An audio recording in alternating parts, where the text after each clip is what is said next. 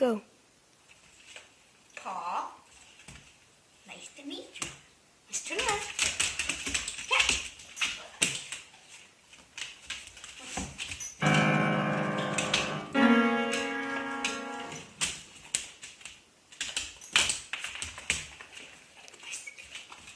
There. Hi, my name is Mark Priebus. I'm a teacher in upstate New York, and I'm going to give a little talk on some tools I use in the flipped classroom. The first thing I want to talk about is making a screencast, what actually tools you use. The basic tool I use that I'm using right now is PowerPoint, or I'll use OpenOffice and Press. The PowerPoint has some add-in features that let you record your slideshow right in PowerPoint. I usually don't use that, but it's a nice feature to have. It allows you to record right in PowerPoint, but it costs money, so that's the downside to PowerPoint. Whereas OpenOffice is free, but there's not as many templates out there for your slideshow. And as you can see, I really don't use the fancy templates that much. And some people find that OpenOffice is just a little bit more cumbersome to use. To record your screencast, so once you have your PowerPoint and you're doing a slideshow with it, I use Camtasia Studio. This software allows for editing of your screencast and adding different effects to your videos if you want to make a fancier video.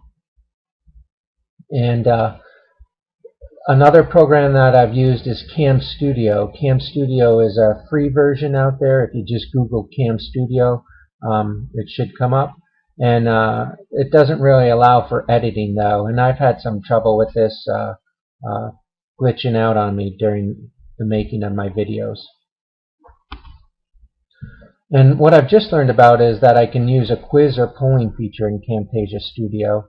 And I'm going to give that a try in my classes in the next couple of weeks and see how it goes with some newer videos, and gather data on my students as they're watching the videos. That way I'll understand what they know and don't know when they come to class. Once you make your video, you have to post it somewhere so your students have access to it.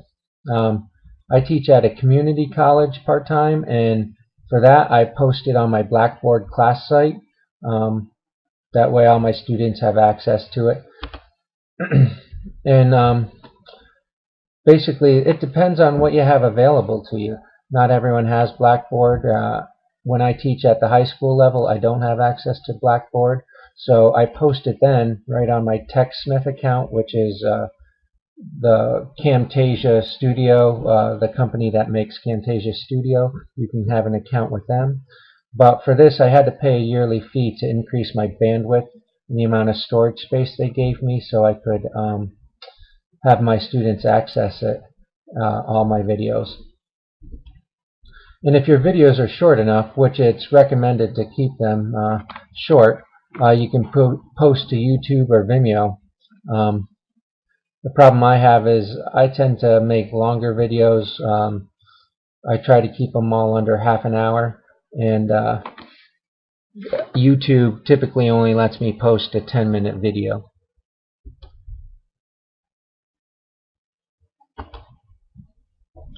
There's a couple other things that I like when I make my videos.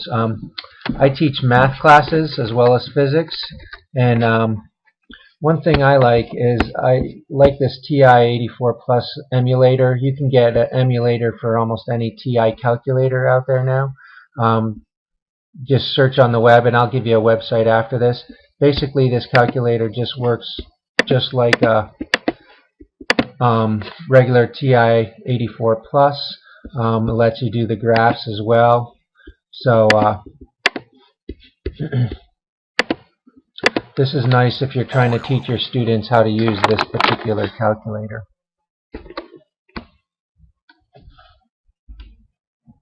Another site that I like to use in my videos is the Colorado PhET simulations when I teach physics. I have a site here. This is one of their simulations.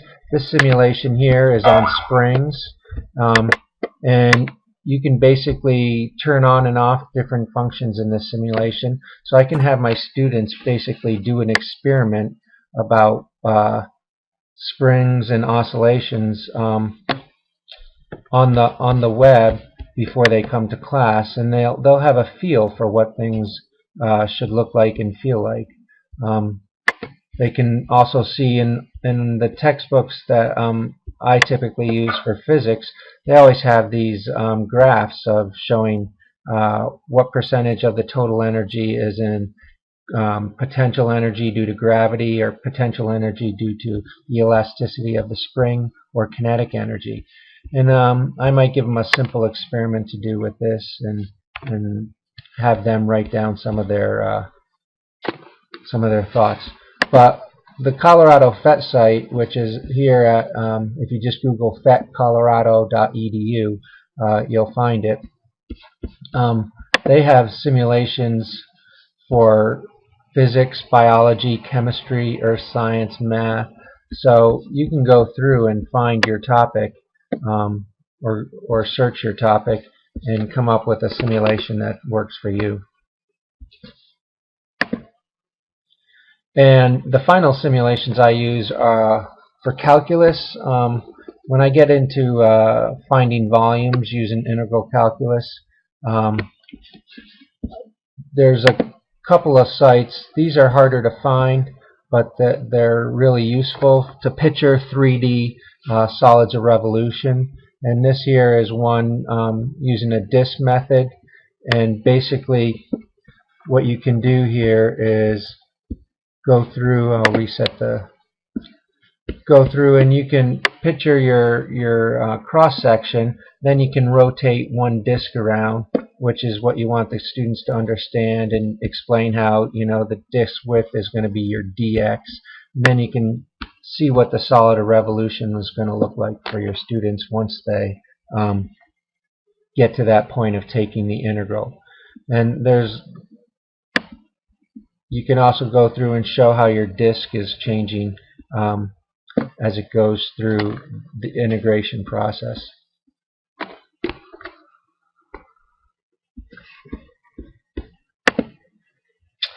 And that's all I have. So thank you for watching. If you want to give me any feedback, I greatly appreciate it.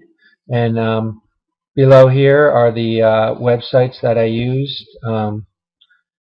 The first one is for the calculus simulation. The second one here is the Colorado PhET website. And the third one is YouTube on how to download the TI-84 Plus calculator simulator. Thanks, and have a great day.